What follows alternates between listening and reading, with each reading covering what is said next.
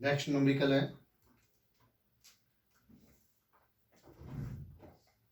Abhijit and Sujit are partner, profit sharing ratio का 3:2 है।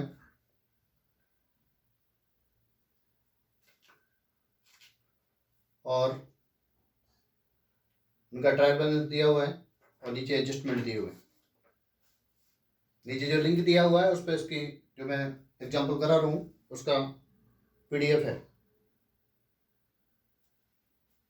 Link जैसे ही आप क्लिक करेंगे आपको पीडीएफ में ये न्यूमेरिकल दिखाई देगा। ये जो एग्जांपल करा रहा हूँ ये आपका 2013 में एग्जाम में आया था, महाराष्ट्र स्टेट बोर्ड में।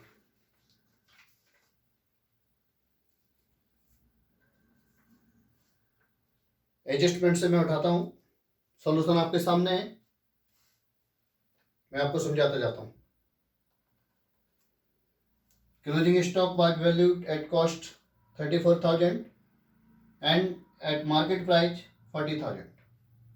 एक क्लोजिंग स्टॉक दिया हुआ है, पहला एडजस्टमेंट, उसमें कॉस्ट प्राइस दिया है 34,000 और मार्केट प्राइस दी हुई है 40,000। तो जब भी क्लोजिंग स्टॉक की दो प्राइस दी हो, कॉस्ट दी हो और मार्केट वैल्यू दी हो, तो इन दोनों में जिसकी वैल्यू कम हो उस पर स्टॉक का वैल्यूएशन होता है। ये ध्यान रखना है, जब दो वैल्यू दी हो क्लोजिंग स्टॉक की, मार्केट प्राइस और कॉस्ट प्राइस, तो जो वैल्यू सबसे कम होगी उस पर स्टॉक का वैल्यूएशन होगा। इसलिए क्लोजिंग स्टॉक 34,000 लिखा है मैंने।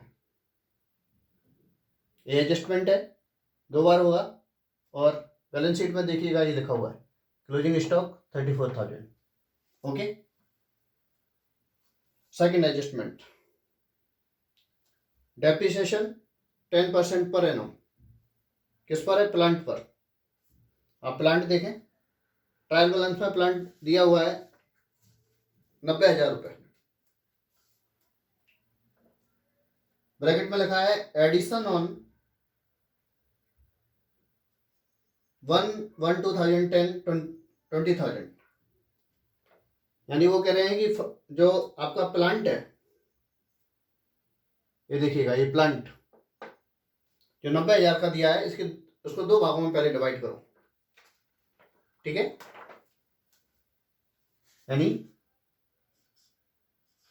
70,000 रुपये और 20,000 रुपये, टोटल हो गया 90,000। 20,000 का आपने कब खरीदा? 1 जनवरी को।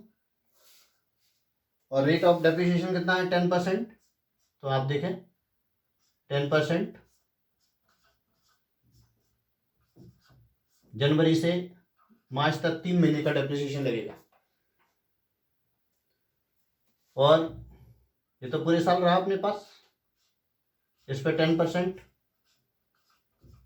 तो इसका कितना आया? 7,000। इसको सॉल्व करेंगे तो कितना आएगा? 500। तो ऐसे टोटल डेप्रिसिएशन कितना आया? 7,500 रुपये। तो ये 7,500 रुपये डेप्रिसिएशन अपन ने यहाँ दिया। प्लांट डेप्रिसिएशन 7,500, इसमें से माइनस किया और आउटर में 82,500। ये आपका डेप्रिसिएशन का वर्किंग नोट। आप बैलेंस शीट के नीचे ये वर्किंग नोट करेंगे, हेडिंग डालेंगे depreciation on plant 70,000 at the rate 10%, 7,000, 20,000 पर 10% से 3 महीने का लगेगा, 1 जनवरी से 31 मार्च तक। ये कितना आया? 500। दोनों का टोटल 7,500 आया। 7,500 ये आया एडजस्टमेंट, और प्रॉफिट एंड लॉस अकाउंट के डेबिट साइड में आएगा डेप्रिसिएशन ऑन प्लांट। इसके बाद सेकंड एडजस्टमेंट पूरा हुआ। थर्ड है इंश्योरेंस प्रीपेड 600 रुपीज है। तो आप ट्रायल बैलेंस में देखिएगा, रेंट रेट्स एंड इंश्योरेंस लिखा हुआ है 4,500। Rent rates insurance 4,500। इसमें प्रीपेड कितना है, प्रीपेड है नहीं, इस वर्ष का नहीं है, नेक्स्ट ईयर का है। तो नेक्स्ट ईयर का है तो यहाँ से माइनस करेंगे, लेस प्रीपेड 600, 3900। और प्रीपेड कहाँ आता है, बैलेंस शीट के असेट साइड में, ये देखिएगा बैलेंस शीट के असेट साइड में prepaid insurance 600 rupees. Office expenses include personal expenses of Sujit 800। Office expenses देखें, ट्रायल बैलेंस के लास्ट फिगर है 5400। ऑफिस एक्सपेंसेस 5400, इसमें लेस करें। ये पर्सनल एक्सपेंसेस है, किसका है, ये सुजीत का है, यानी ये सुजीत का ड्राइंग है। और पर्सनल एक्सपेंसेस ब्रैकेट में मैंने सुजीत लिखा, 800 इसमें से माइनस करें 4600। अब इसको ये 800 को सुजीत की जो कैपिटल है उस कैपिटल में जो भी ड्राइंग होगा, ड्राइंग में इसको ऐड कर देना और वहां से ये लेस हो जाएगा। अपन देखते हैं अगला एडजस्टमेंट, उसके बाद फिर अपन इसको ये ड्राइंग का कर दे। 5th नंबर का एडजस्टमेंट है, सन्डी डेटर पर आईडीडी 5% करना है। सन्डी डेटर देखें कितने लिखे हुए हैं, 69,200 ट्रायल बैलेंस के डेबिट साइड में। आप आ जाइए बैलेंस शीट में लिखें, पहले डेटर 69,200, लेस करिए आईडीडी कितना है 5%, तो 69,200 पर 5% निकालें तो कितना आएगा 3,460 आएगा। वो इसमें से माइनस करके 65,740 बाहर लिखिएगा, और ये आउटर में है। एडजस्टमेंट कितने का है, 3,460 रुपये। आप चाहें तो आईडीडी अलग से भी लिख सकते हैं या बेड डेप्ट के साथ ऐड करके भी लिख सकते हैं। तो बेड डेप्ट 3200 लिखा हुआ है बेड डेप्ट ट्रायल बैलेंस के डेबिट साइड में। उसमें आईडीडी न्यू कितना 3,460, ये वाला, यहाँ आपने इसको ऐड किया, ऐड करके ये 6,660 रुपये बाहर आ गया। ये आपका सारे एडजस्टमेंट पूरे हुए। इसके बाद ट्रायल बैलेंस के कैश साइड में देखें, एक साइलेंट एडजस्टमेंट दिया हुआ है। ट्रायल बैलेंस के कैश साइड में 10% बैंक लोन दिया है सबसे लास्ट में, 32,000 मिला। ये लोन कब लिया है फर्म ने, 1 अक्टूबर 2009 को लिया है, 1 अक्टूबर को लिया है। तो एक अकाउंट कब क्लोज हो रहे हैं, 31 मार्च को। तो 1 अक्टूबर से 31 मार्च तक का इंटरेस्ट देना होगा, अभी दिया नहीं होगा, ये आउटस्टैंडिंग है। तो 32,000 पे 10% से 6 मंथ का आप क्या निकालेंगे, इंटरेस्ट निकालेंगे। बैंक लोन 32,000, 10% से कितना आएगा, पूरा 32,000 आएगा, ये पूरे साल का आएगा। 32,000 पे 10% से 3200 रुपये आएगा, 3200 रुपये पूरे साल का हुआ। लेकिन अपने को कितना चाहिए, 6 महीने का चाहिए, 1 अक्टूबर से 31 मार्च तक। तो 3200 का आधा कितना हुआ, 1600 रुपये।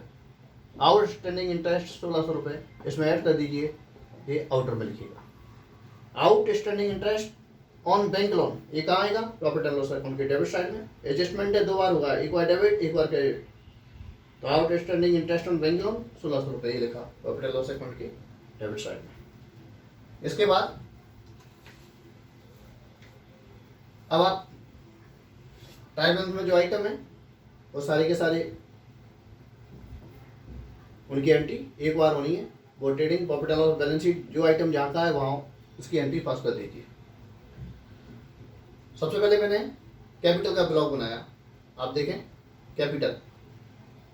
अभिजीत 1,32,000, सुजीत 88,000, ये कितनी है 88,000। अभिजीत के ड्राइंग देखें, डेबिट साइड में लिखा हुआ है 6,000 रुपीज, ये इसमें से माइनस किया तो कितना कैपिटल कितना बचा, 1,26,000। सुजीत का ड्राइंग कितना है 4,000 और 800 रुपये ये रहा, ये पर्सनल एक्सपेंसेस। तो कितना हो गया 4,000 तो ट्रायल बैलेंस में, और 800 ये 4,800 हो गया।